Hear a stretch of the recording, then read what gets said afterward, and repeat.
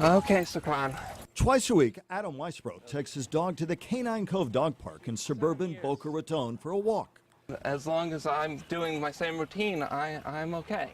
This is where we caught up with the 29-year-old who has Asperger's, placing him on the higher end of the autism spectrum. One point he wants people to be aware of is that the spectrum is broad when it comes to the abilities of those with autism. I've seen a lot of autistic people who are very introverted, barely talk. When they're approached by anybody they don't know, they whine. Adam is much more of a talker. I love my dog. He talks to dogs, he talks to people he meets, and he enjoys talking about his writing. I had a really great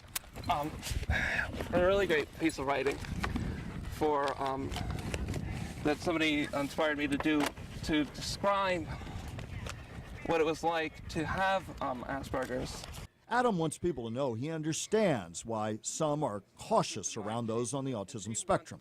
What they see is basically somebody who looks normal and most of the time acts normal and then sometimes acts different. And he wants you to know they often live by the routines, and a change in the time or the day or the order of doing things can throw them off. We're creatures of habit, we don't like change, and we're not violent.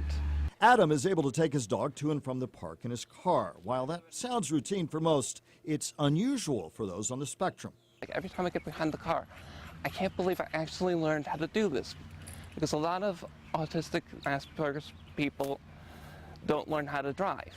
He learned to drive last year. Go on. Adam says it represents something he wants people to know about those on the spectrum. They're not, he says, disabled. We're not disabled. We're differently abled.